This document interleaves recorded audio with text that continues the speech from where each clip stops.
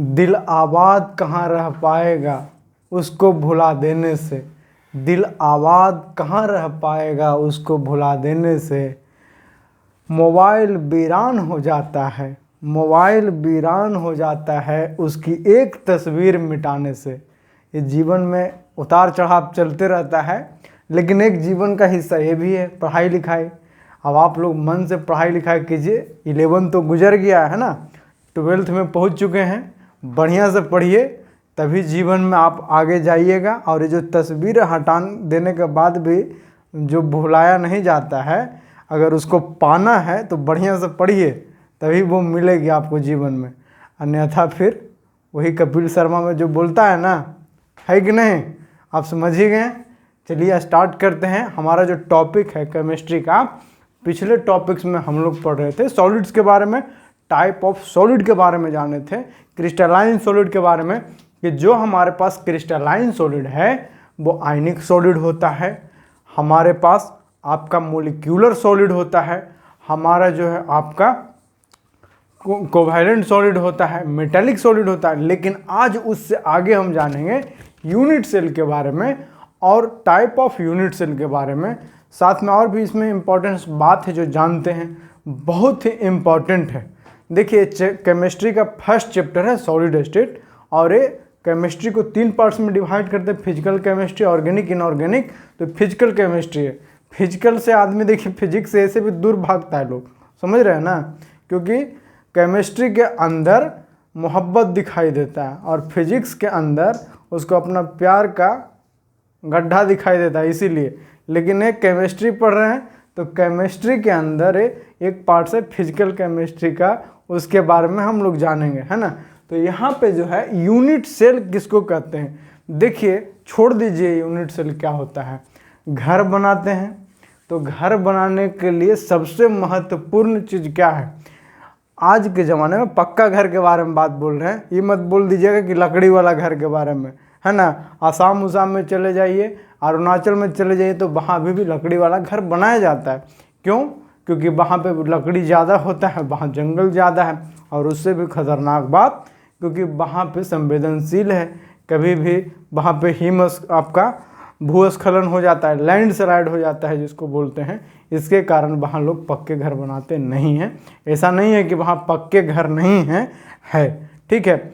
हम लोग केमिस्ट्री में बात करें तो जो यूनिट सेल होता है ना, कि हमारे घर को बनाने के लिए सबसे महत्वपूर्ण चीज़ क्या होता है। ईंट होता है, गिट्टी होता है, सीमेंट होता है, छड़ होता है। लेकिन सबसे इम्पोर्टेंट, अगर आपको घर का एक दीवार बनाना है तो दीवार का सबसे छोटा हिस्सा क्या होता है, यूनिट सेल जो होता है वो ईंटा होता है। तो एक ईंटा के ऊपर दूसरा ईंटा रखते हैं, फिर तीसरा ईंटा रखते हैं, इस तरीक़ा से ईंटा के ऊपर ईंटा रखते जाते हैं तो एक दीवार बन जाता है ना। अब उस दीवार को यहाँ पर आप समझिए क्रिस्टल, क्या बोल दिए उस दीवार को, क्रिस्टल बोल दिए। और दीवार का जो सबसे छोटा चीज़ हुआ, जिसको बार बार एक ईंटा के ऊपर दूसरा ईंटा, दूसरा के ऊपर तीसरा, तीसरा के ऊपर चौथा रखते हुए हम एक दीवार बना दिए, बॉल बना दिए, है ना। तो उसको क्या बोल देंगे, जो सबसे छोटा चीज़ हुआ जिसको बार बार रिपीट कर रहे हैं, तो वो क्या हुआ, ब्रिक हुआ। ईंटा को हम इंग्लिश में ब्रिक ही बोलते हैं ना, अच्छे से जानते होंगे आप, है ना। तो यहाँ पे जो यूनिट सेल है वो क्या हुआ, ब्रिक हुआ। और दीवार हुआ जो क्या हुआ, आपका क्रिस्टल हुआ। तो बोला जाता है कि smallest geometrical portion of crystal lattice which can be used as repetitive unit to be build up the whole crystal is called unit cell। क्या बोल दिए, होल क्रिस्टल बनाने के लिए जो हेल्प करता है उसी को हम लोग यूनिट सेल बोलते हैं। अब समझ में आया। अभी आपको बता दिए कि दीवार बनाने के लिए जिसको बार बार रिपीट करते हैं तभी दीवार बनेगा, वो क्या होगा, ब्रिक। तो वैसे ही जो क्रिस्टल को बनाने के लिए जिस ज्योमेट्रिकल पोर्शन का इस्तेमाल किया जाता है बार बार, उसको बोलते हैं यूनिट सेल। और उसी को हम लोग बोलते हैं, जब बार बार यूनिट सेल को एक के ऊपर दूसरा को रखते जाते हैं तो जो बड़ा फॉर्मेशन बनता है उसको बोलते हैं क्रिस्टल। तो ये 2 बात याद रखिएगा। अब हमारे पास है टाइप ऑफ यूनिट सेल। तो यूनिट सेल जितना भी होता है वो आपका क्यूब के फॉर्म में होता है। क्यूब किसको बोलते हैं, वैसा 3 डायमेंशनल ऑब्जेक्ट जिसका लंबाई, चौड़ाई, ऊंचाई और तीनों बराबर हो, L B is equal to H, मतलब जिसमें लंबाई चौड़ाई ऊंचाई तीनों बराबर होगा तो ये 3 डायमेंशनल होगा। आप अगर इसको प्लेन दिखाइएगा तो क्या होता है, एक एक्स प्लेन होता है, दूसरा वाई एक्सिस होता है, तीसरा जेड एक्सिस होता है। तो 3 प्लेन बनेगा, एक एक्स वाई वाला प्लेन, दूसरा वाई जेड वाला प्लेन और तीसरा जेड एक्स वाला प्लेन बनेगा, है ना। तो ये जो है हमारे पास उसी तरीक़ा से एल बी एच से जब कंपेयर कीजिएगा तो यहाँ पे एक्स वाई जेड आ जाएगा, 3 कोऑर्डिनेट आ जाएगा। इसके अंदर भी ले लेते हैं हम लोग कि जैसे ये वाला एक्स कोऑर्डिनेट हो गया, हमारे पास एक्स कोऑर्डिनेट हो गया, इसको हम लोग बोल सकते हैं आपका यहाँ पे ये वाई ले लेते हैं, यहाँ पे ले लीजिए सबसे अच्छा, ये वाला एक्स हो गया हमारे पास, ऊपर वाला ये वाई कोऑर्डिनेट हो गया और ये हमारे पास जेड हो गया, है ना, जेड कोऑर्डिनेट्स हो गया। तो इसका मतलब क्या हो गया कि वैसा 3 डायमेंशनल, अच्छे से जानते होंगे 10th तक पढ़े लिए होंगे, है ना, कि एक्स वाई जेड तीनों जो आपका साइड जब बराबर होता है तो उसको क्यूब बोलते हैं। तो बोला जाता है कि सिंपल यूनिट सेल किसको बोलते हैं, तब बोलता है ये जो हमारे पास यूनिट सेल है ना, यूनिट सेल का जो पार्टिकल होगा, क्या होगा, यूनिट सेल का जो पार्टिकल होगा। अब देखिए हमारा एक शरीर है, तो हमारे शरीर का बहुत सारा हिस्सा है ना, हाथ है, पैर है, मुंह है, नाक है, पैर है ना, पेट है। तो वैसे ही यूनिट सेल के अंदर बहुत सारा पोर्शन होता है, सीधा समझिए टुकड़ा एक समझ लीजिए, ठीक है। तो यूनिट सेल का जब टुकड़ा किसी भी क्यूब के कोने पर होगा, कहाँ पे होगा, क्यूब के कोने पे होगा, तो उसको हम लोग बोलते हैं आपका सिंपल यूनिट सेल। तो इसमें कितना कोना होगा, किसी भी क्यूब के अंदर टोटल 8 कोना होता है। कितना होता है, टोटल 8 कोना होता है, गिन लीजिए, हमने लिख दिया है ना। तो बोला जाता है कि जब यूनिट सेल का जो पार्टिकल होगा वो आपका किसी भी क्यूब के सिर्फ कॉर्नर पे होगा, कोने पे होगा, तो उसको हम बोलते हैं सिंपल यूनिट सेल। दूसरा बोलता है फेस सेंटर्ड यूनिट सेल। तो अब फेस सेंटर्ड यूनिट सेल में किसको बोल देंगे कि जब हमारे पास इसी क्यूब्स को थोड़ा सा रफ कर देते हैं, ठीक है, फेस सेंटर्ड क्यूबिक सेल हम किसको बोलते हैं, कि बोला जाता है कि वैसा क्यूबिक सेल या वैसा हमारे पास क्यूबिक यूनिट सेल हो जाएगा। यहाँ पे देखिए हम लोग क्या बता रहे हैं, टाइप ऑफ यूनिट सेल हमने यहाँ पे छोड़ दिया है, सभी में सिंपल या परमिटिव बोलते हैं, तो यूनिट सेल यहाँ पे लिख देंगे, है ना। यूनिट सेल आप भी लिख सकते हैं, फेस सेंटर्ड यूनिट सेल हो जाएगा। फिर है आपका अगला बॉडी सेंटर्ड यूनिट सेल हो जाएगा, और फिर है नेक्स्ट वाला आपका इंड सेंटर्ड यूनिट सेल हो जाएगा, ठीक है। तो ये सभी आप लिख सकते हैं, मैंने जानबूझकर छोड़ दिया था, वैसे बाद में लिख दिया हूँ। तो अब बोलता है कि फेस सेंटर्ड यूनिट सेल किसको बोलते हैं, तब जब बोलता है यूनिट सेल का जो पार्टिकल है वो कोने पर के साथ साथ आपका क्यूब के फेस पर भी होगा। फेस मतलब चेहरा बोल दीजिए या सतह बोल दीजिए। तो किसी भी क्यूब का कितना सतह होता है, तो किसी भी क्यूब का 6 सतह होता है, एक ऊपर एक नीचे। जैसे इस रूम में आप गिन लीजिए, है ना, तो एक ऊपर होगा, एक नीचे होगा, एक हमारे आगे होगा, एक हमारे पीछे होगा, एक हमारे दाएं होगा, एक हमारे बाएं होगा। इससे ज़्यादा सतह होगा क्या, नहीं होगा। इसमें आपको देखिए लिख देते हैं, ये ऊपर वाला पहला सतह, नीचे दूसरा सतह, इधर दाएं तीसरा, इधर बाएं चौथा सतह, और इसमें एक पीछे वाला 5वां सतह और एक आगे वाला 6ठा सतह हो जाएगा। तो बोला जाता है कि जब यूनिट सेल का पार्टिकल जो है वो आपका कोने पर के साथ साथ आपका फेस पर रहेगा, तो वैसे क्यूब को, वैसे यूनिट सेल को हम लोग फेस सेंटर्ड यूनिट सेल बोलते हैं, मतलब फेस के बीच में रहेगा, है ना। अगला जो हमारे पास है बॉडी सेंटर्ड यूनिट सेल, क्या है, बॉडी सेंटर्ड यूनिट सेल। तो बॉडी सेंटर्ड यूनिट सेल क्या हो गया कि बोला जाता है कि जब कोने के साथ साथ जो यूनिट सेल का पार्टिकल से या यूनिट सेल है वो आपका क्यूबिक सेल के बीच में होगा। कहाँ पे होगा, बीच में होगा। तो 8 कॉर्नर पर होगा यूनिट सेल का पार्टिकल और बीच में होगा यूनिट सेल। तो वैसे यूनिट सेल को हम लोग क्या बोल देंगे बॉडी सेंटर्ड यूनिट सेल। अगला है आपका इंड सेंटर्ड यूनिट सेल। तो इंड सेंटर्ड मतलब क्या हो गया कि देखिए कोई भी क्यूब होगा तो उसका 2 इंड किनारा होगा, या तो ऊपर या तो नीचे, या तो दाएं या बाएं। देखिए आप कभी कभी घर में हम लोग लाते हैं, जूता लाते हैं, तो जूता का डब्बा देखते हैं तो जूता का डब्बा एक क्यूबॉइड होता है, घनाभ होता है ना। वो घन नहीं होता है, घनाभ होता है, क्यूब नहीं होता है, क्यूबॉइड होता है। तो आप उसको थोड़ा सा समझिए।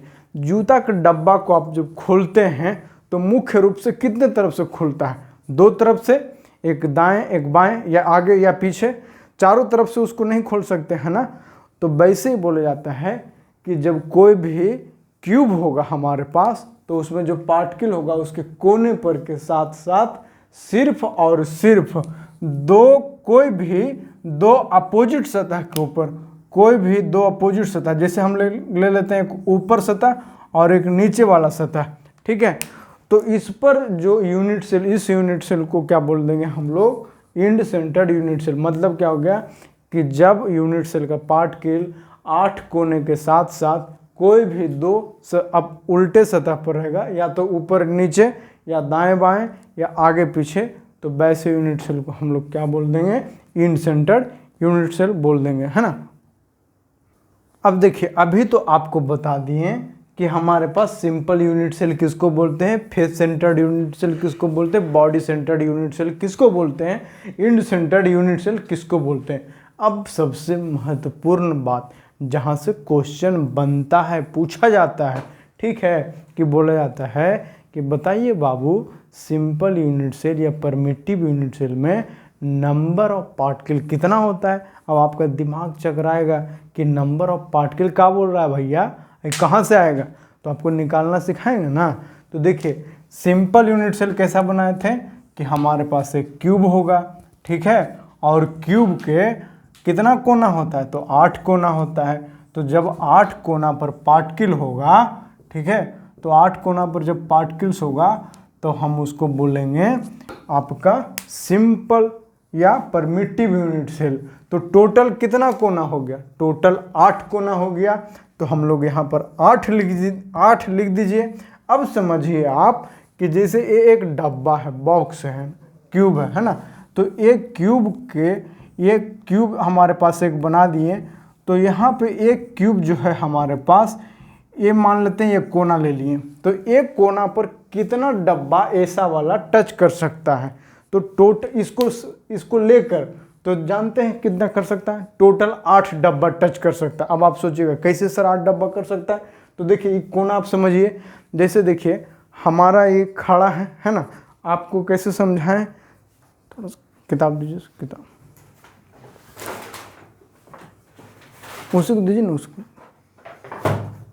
जैसे देखिए, एक किताब है हमारे पास, तो इसका एक कोना है ना, इसका एक कोना है। अब देखिए, इस कोना को हम लोग क्या कर सकते हैं? इस कोना को अंदर हम लोग यहाँ पे एक कोना हो गया। तो इस कोना के आगे पीछे अगर हम लोग किताब सरिया के रख दिए, मतलब हम लोग गोदाम में रख दिए हैं, गोदाम में, तो कितना इस कोना से किताब टच कर सकता है? तो एक किताब हो गया, एक इसके आगे रख देंगे, फिर एक इधर रख देंगे और फिर एक इधर रख देंगे। तो टोटल 4 किताब हो गया, एक सतह हो गया, और इसको ऊपर एक सतह रख देंगे, है ना। तो टोटल देखिए, 4 किताब पहला सतह में और 4 किताब दूसरा सतह में, मतलब 4 books in first layers and 4 books in second layers.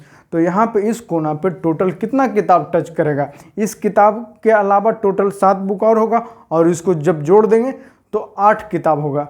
अब समझ लीजिए, एक कोना पर क्या रखा हुआ? एक गेंद रखा हुआ है, फुटबॉल रखा हुआ है। अब उस फुटबॉल को जब यहाँ पर रखिएगा तो 8 किताब का ना हिस्सा होगा, है ना। तो 8 किताब का जब हिस्सा होगा तो एक किताब में उसका कितना हिस्सा जाएगा? तो एक किताब में उसका एक हिस्सा जाएगा। तो एक गेंद है और उस गेंद को 8 टुकड़ा में बांट दिए, तो एक कोना पे कितना टुकड़ा हुआ? 1/8 होगा। तो इसका मतलब कि ये यहाँ पर एक क्या होगा? आपका स्फीयर होगा। यूनिट सेल जो है वो एक स्फीयर के फॉर्म में है, लेकिन इस यूनिट सेल के अंदर कितना पार्टिकल है यहाँ पे? तो 1/8 है। और टोटल इसके अंदर कितना कोना है? 8 कोना, 8 से मल्टीप्लाइड कर दिए, तो इसके अंदर नंबर ऑफ यूनिट सेल कितना हो गया? 1 हो गया, ठीक है। दूसरा हम आपको बताएं, face centred unit cell. Face centred unit cell किसको बोल दिए? कि देखिए, जब आपका ये 8 कोना पर पार्टिकल होगा और 8 कोना के अलावा आपका सभी सतह पर पार्टिकल होगा। अब देखिए एक कोना पर तो आप समझ गए है ना, तो जब कोना पर समझ गए तो ये बीच में जैसे हम लोग इस सतह पर एक गेंद को रख देंगे, तो अब यहाँ पर एक गेंद को रखेंगे तो इसके ऊपर कितना बुक रखेंगे, एक ही बुक रखेंगे ना बीच में जब रखें तो यहाँ पर अगर मान लीजिए गेंद है तो गेंदवा किसका होगा, ये नीचे वाला बुक में आधा धंसेगा और ऊपर वाला बुक में आधा धंसेगा। इसका मतलब यहाँ पर अगर एक स्फीयर है तो वो दो बुक में वो दो लेयर में है और एक लेयर में उसका कितना भाग हुआ, आधा भाग हुआ, और दूसरा लेयर में भी आधा भाग होगा। तो जैसे इसमें टोटल 6 सतह है तो ये आधा भाग इधर होगा, आधा भाग इधर होगा, आधा भाग इधर होगा, आधा भाग नीचे होगा, आधा भाग इसका पीछे होगा, आधा भाग इसका आगे होगा, टोटल 6 भाग होगा। तो यहाँ पर कितना हो जाएगा, 8 कोना के लिए 8 से मल्टीप्लाइड कर देंगे, एक कोना पर 1/8 भाग, और 8 कोना है तो 8 से मल्टीप्लाइड कर दीजिए, प्लस क्या करेंगे फेस सेंटर्ड के लिए टोटल कितना सतह है, 6 सतह है, और एक सतह में कितना हिस्सा है, 1/2 है, आधा। तो टोटल कितना हो जाएगा, 1 + 3 = 4 यूनिट सेल हो जाएगा। कितना हो गया, 1 + 3 और 6 से मल्टीप्लाइड कर दीजिए तो 4 यूनिट सेल हो गया। अगला देखिए बॉडी सेंटर्ड यूनिट सेल। तो बॉडी सेंटर्ड यूनिट सेल इसी में समझिए। अब देखिए जैसे आपको अभी जूता वाला उदाहरण दे रहे थे तो उसमें क्या होता है कि जैसे जूता मंगाइएगा कोई डब्बा में तो जूते ना आएगा जी, और जूता रहेगा तो डब्बा के अंदर रहेगा कि बाहर रहेगा, तो अंदर में रहेगा। तो बोला कि एक बॉडी सेंटर्ड यूनिट सेल में क्या बोले थे कि जब पार्टिकल जो होगा वो 8 कोना पर होगा, और 8 कोना के साथ साथ उसमें एक पार्टिकल जो होगा वो कहाँ पे होगा, आपका सेंटर में होगा। तो बॉडी के सेंटर मतलब बीच में होगा, तो वो वाला यूनिट सेल कटा फटा होगा क्या, नहीं होगा, वो एक कंप्लीट स्फीयर होगा, बीच में होगा जो, तो कंप्लीट स्फीयर होगा। तो इसका मतलब बॉडी सेंटर में कितना हो गया, टोटल 1/8 मल्टीप्लाइड कर दें, एक कोना के टोटल 8 कोना हो गया, और बीच में कितना यूनिट सेल होगा, 1, तो 1 कर दीजिए, पूरा कंप्लीट यूनिट सेल होगा। तो टोटल कितना यूनिट सेल हो जाएगा, इसमें 2 यूनिट सेल हो जाएगा। किसके अंदर हम बात किए, तो आपका बॉडी सेंटर्ड यूनिट सेल के लिए बात किए। तीसरा जो है हमारे पास इंड सेंटर्ड यूनिट सेल है। अब इंड सेंटर्ड यूनिट सेल किसको बोल रहे थे कि जब नंबर ऑफ पार्टिकल होगा वो 8 कोना के साथ साथ किसी 2 सतह पर होगा, 2 अपोजिट सतह पर होगा, है ना। तो जैसे अब इस पार्टिकल को हम लोग क्या कर दिए, 2 अपोजिट सतह पर ले लिए, है ना, इधर ले लिए ऊपर और फिर नीचे ले लिए। तो हमारे पास इसमें भी टोटल एक कोना पर कितना हिस्सा रहेगा, 1/8, इसमें 8 से मल्टीप्लाइड कर दीजिए क्योंकि 8 हिस्सा होगा तो, है ना। उसके बाद यहाँ पे आप देखिए क्या करेंगे हम लोग, यहाँ पे टोटल 2 सतह है तो 2 से मल्टीप्लाइड कर दीजिए, और एक सतह में कितना हिस्सा होगा, तो आधा होगा। तो कितना हो गया, 1 + 1 = 2 यूनिट सेल हो जाएगा। मतलब कि सबसे ज़्यादा यूनिट सेल किसके अंदर है, तो सबसे ज़्यादा यूनिट सेल हो गया फेस सेंटर्ड के अंदर। फेस सेंटर्ड में कितना हो गया, 4 हो गया। सिंपल या परमिटिव यूनिट सेल में कितना यूनिट सेल हुआ, आपका 1 हुआ, और एंड सेंटर्ड और बॉडी सेंटर्ड में कितना हुआ, तो 2-2 यूनिट सेल हुआ। समझ में आया। तो इस तरीके से आगे बढ़ते हैं। तो देखिए अभी हमने देख लिया है ना कि कौन सा जो यूनिट सेल होता है उसका कितना पार्टिकल्स होता है। जैसे सिंपल यूनिट सेल हो गया तो उसमें कितना नंबर ऑफ पार्टिकल्स होता है ना। हमने बॉडी सेंटर में देखा। अब हम बात करते हैं क्रिस्टल सिस्टम्स के बारे में। तो वैसे बोला जाता है सबसे पहले क्रिस्टल सिस्टम को जानने से पहले ये 7 सिस्टम को जान लीजिए, ठीक है। 7 क्रिस्टल सिस्टम होता है, 7 क्रिस्टल फॉर्म होता है। एग्जाम में आ जाता है कभी कभी, ऐसे बहुत रेयर आता है लेकिन आता जरूर है ना। आपको जेई वगैरह में बैठिएगा, डायरेक्ट क्वेश्चन आपको सोल्व करने में ये जो बेसिक्स है आपको हेल्प करेगा। तो बोला जाता है क्यूब जो है आपका, क्यूबिक किसको बोलते हैं, तो पहला होता है cubic crystal form. Cubic crystal form किसको बोलेंगे, जिसमें तीनों एक्सिस ए बी सी, इसको आप बोल सकते हैं कि लंबाई, चौड़ाई और ऊंचाई, है ना, एल बी और एच तीनों जब बोल देते हैं लंबाई, चौड़ाई और ऊंचाई बराबर होता है, साथ में उसमें 3 एंगल बनेगा, अल्फा बीटा गामा। तो तीनों के बीच का जो एंगल होगा वो 90 डिग्री होगा। तो वैसे क्रिस्टल फॉर्म्स को क्या बोलते हैं हम लोग, क्यूबिक क्रिस्टल फॉर्म बोलते हैं। जैसे यहाँ पर देखिए एक क्यूबिक क्रिस्टल फॉर्म है, है ना। उसके बाद है दूसरा हमारे पास आपका टेट्रागोनल क्रिस्टल फॉर्म।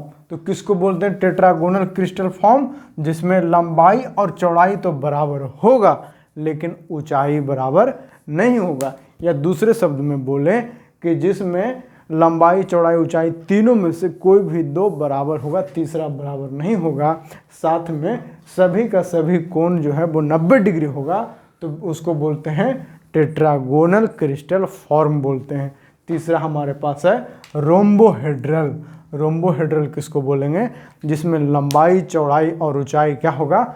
बराबर होगा, मगर उसमें आपका तीनों का तीनों कोण जो है वो 90 डिग्री नहीं होगा। Alpha is equal to beta is equal to gamma is equal to 90 degree. तो इसका मतलब क्या हो गया कि तीनों का तीनों जो है यहाँ पे आपका 90 डिग्री नहीं होगा। अगला हमारे पास है आपका ऑर्थोरोम्बिक। ऑर्थोरोम्बिक, रोम्बस आप देखे ही होंगे, रोम्बस थोड़ा सा तिरछा रहता है, उसी से रोम्बस आया है। ये देखिए रोम्बस ऐसा रहता है ना, तो ये रोम्बस किसको बोलते हैं? जिसका चारों साइड है वो बराबर होता है लेकिन चारों कोण 90 डिग्री का नहीं होता है। तो रोम्बस से क्या बना है? रोम्बोहेड्रल बना है। मतलब इसका 3D स्ट्रक्चर, जैसे एक रोम्बो है, इसकी रोम्बस है, इसके ऊपर एक यहाँ पर रोम्बस बना देंगे, है ना, और ये दोनों को जब मिला दीजिएगा तो ये रोम्बोहेड्रल बन जाएगा। ठीक है, तो क्या हुआ कि जिसमें लंबाई चौड़ाई और ऊंचाई बराबर होगा लेकिन तीनों को 90 डिग्री नहीं होगा, उसको रोम्बोहेड्रल बोल दिए। चौथा हमारे पास है ऑर्थोरोम्बिक। ऑर्थोरोम्बिक किसको बोल दिए? कि जिसमें लंबाई चौड़ाई और ऊंचाई तीनों का तीनों बराबर नहीं होगा, मतलब लंबाई अलग चौड़ाई अलग और आपका ऊंचाई भी अलग, लेकिन तीनों का तीनों कोण कितना होगा? 90 डिग्री होगा। तो उसको हम लोग बोल देंगे ऑर्थोरोम्बिक बोल देंगे। क्या बोल देंगे? ऑर्थोरोम्बिक बोल देंगे। अगला है आपका मोनोक्लिनिक। मोनोक्लिनिक किसको बोल देंगे? जिसमें लंबाई चौड़ाई और ऊंचाई तीनों का तीनों बराबर नहीं हो, जिसमें लंबाई चौड़ाई और ऊंचाई तीनों के तीनों बराबर नहीं हो, लेकिन उसमें अगला जो है हमारे पास क्या होगा कि दो कोण है अल्फा और बीटा 90 डिग्री होगा, लेकिन तीसरा कोण जो गामा होगा वो 90 डिग्री नहीं होगा, तो उसको हम लोग बोलेंगे मोनोक्लिनिक बोलेंगे। अगला है आपका ट्राइक्लिनिक। किसको बोलते हैं भैया? ट्राइक्लिनिक। ट्राइक्लिनिक उसको बोलते हैं जिसमें ना लंबाई ना चौड़ाई ना ऊंचाई आपस में बराबर हो, साथ में तीनों जो कोण होगा alpha beta gamma, alpha beta gamma वो भी क्या होगा? 90 डिग्री। इसका मतलब क्या समझे? अल्फा बीटा गामा मतलब जैसे यहाँ पर समझ लीजिए थोड़ा सा कि ये देखिए हमारे पास लेंथ हो गया, ये ब्रेथ हो गया और ये हाइट हो गया, है ना, ये ब्रेथ हो गया, ये हमारे पास LBH आप ऐसे समझ लीजिए, और ये क्या हो गया हमारे पास? X axis, Y axis, Z axis. तो इसके बीच में एक कोण बनेगा, इसके बीच में दूसरा बनेगा, इसके बीच में तीसरा कोण बनेगा, है ना। तो वही चीज़ को हम लोग अल्फा बीटा गामा से दिखाए हैं। तो हमारा जो ट्राइक्लिनिक में क्या बोल दिया? ट्राइक्लिनिक्स में बोल दिया कि ना ही लंबाई चौड़ाई ऊंचाई बराबर होगा, ना ही लंबाई और चौड़ाई के बीच में, चौड़ाई और ऊंचाई के बीच में, ऊंचाई और लंबाई के बीच में जो कोण बनता है वो कोण भी 90 डिग्री का नहीं होगा, उसको हम लोग बोल देंगे ट्राइक्लिनिक। लास्ट वाला है आपका हेक्सागोनल। हेक्सागोनल किसको बोलते हैं? जिसमें लंबाई चौड़ाई और ऊंचाई बराबर नहीं होगा। क्या बोले? लंबाई चौड़ाई और ऊंचाई बराबर नहीं होगा, मगर तीनों का तीनों एंगल जो है वो 90 डिग्री नहीं होगा। इसमें दो एंगल होगा वो 90 डिग्री होगा, और तीसरा कितना हो जाएगा? 120 डिग्री हो जाएगा। तीसरा कितना हो जाएगा? 120 डिग्री। तो उसको बोलते हैं हेक्सागोनल बोलते हैं। हेक्सागोनल क्रिस्टल शेप बनेगा। तो टोटल ये 7 जो क्रिस्टल फॉर्म है, ये 7 तो बेसिक क्रिस्टल फॉर्म है ना। और इसी क्रिस्टल फॉर्म में थोड़ा सा अदला बदली करके हम लोग इससे 7 से 14 क्रिस्टल फॉर्म बना लेते हैं। कितना बना लेते हैं?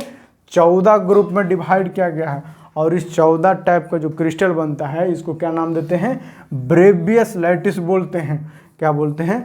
ब्रेवियस लैटिस बोलते हैं। तो आप समझिएगा ध्यान से, ठीक है, कि what is called Bravais lattice. तो बोला जाता है कि जो क्रिस्टल सिस्टम है, 14 टाइप का क्रिस्टल सिस्टम है, जो आपका 14 टाइप का क्रिस्टल सिस्टम है उसको ब्रेवियस लैटिस बोलते हैं। ठीक है, ये किसके बेसिस पर बनाया गया? On the basis of angles and axis, axis मतलब क्या हो गया, जो X axis, Y axis, Z axis, जिस पर लंबाई चौड़ाई ऊंचाई बोल दीजिए, ए बी सी बोल दीजिए, कुछ भी अपना मन से बोल दीजिए, एम एन बी ओ बोल दीजिए, राम मोहन सीता बोल दीजिए, कुछ भी अपना मन से एक्सिस का नाम ले सकते हैं ना। लंबाई का कुछ लेंथ होता है ना, मीटर में आप ले लीजिए, किलोमीटर में ले लीजिए, आप फुट में ले लीजिए, जिसमें मर्जी है उसमें ले लीजिए, है ना। लेकिन ये 7 है तो 7 से टोटल 14 बना, और 14 जो है आपका ब्रेवियस लैटिस बोलते हैं। एनसीईआरटी का किताब खोलिएगा, आपको सातों का सातों और ये जो 14 बताएं सभी जैसा बोर्ड पर लिखा है सेम टू सेम लिखा हुआ मिल जाएगा। ये 14 जो आपको यहाँ पर ब्रेवियस लैटिस बोल रहे हैं उसका फोटो भी मिल जाएगा, या फिर आप इंटरनेट पर सर्च मारिए मिल जाएगा, ठीक है। तो वहाँ से ले लीजिए। हम आपको बार बार बोलेंगे वीडियो जितना भी देखिए लेकिन किताब जरूर पढ़िए, क्योंकि बोला जाता है महान बनना है और अच्छा इंसान बनना है तो किताब जरूर पढ़िए, ठीक है। आगे देखिए बोला ये 14 ब्रेवियस लैटिस को और अरेंज करते हैं तो टोटल आज के समय में 230 तरह का क्रिस्टल फॉर्मेशन करना पॉसिबल है। कितना? 230 तरह का। हो सकता है फ्यूचर में कोई नया साइंटिस्ट आए और वो 230 के जगह पे 460 क्रिस्टल फॉर्मेशन भी लेकर आ जाए, है ना। जिस तरीका से आज हमारे पास पीरियोडिक टेबल में 118 एलिमेंट है, एक समय ऐसा भी था कि हमारे पीरियोडिक टेबल में मात्र 60 एलिमेंट था, है ना। तो हो सकता है फ्यूचर में 200 साल बाद कोई टीचर हमारे जैसा पढ़ा रहा होगा और आपके जैसा कोई विद्यार्थी पढ़ रहा होगा, तो वो विद्यार्थी पढ़ेगा कि 236 एलिमेंट नोन है हमारे पीरियोडिक टेबल में, और 200 साल बाद जो टीचर पढ़ाएगा हो सकता है बोले वो कि हमारे पास आज के समय में पीरियोडिक टेबल में 236 एलिमेंट है। लेकिन एक समय ऐसा भी होता था कि जब 118 एलिमेंट पीरियोडिक टेबल में होता था। तो उम्मीद करते हैं यहाँ तक समझ में आया होगा। जल्द ही मिलते हैं हम लोग नेक्स्ट वीडियो में जो आपका एफिशिएंसी के ऊपर है, पैकिंग एफिशिएंसी के ऊपर। तब तक के लिए एंजॉय कीजिए, खुश रहिए। चैनल को सब्सक्राइब कर दीजिए, नए हैं तो दोस्तों को शेयर कर दीजिए ताकि उनको पढ़ने में मदद हो जाए। खुद का भी मदद कीजिए, दूसरों का भी मदद कीजिए, तभी देश महान बनेगा और हम इंसान अच्छा बनेंगे। Thank you so much. जय हिंद।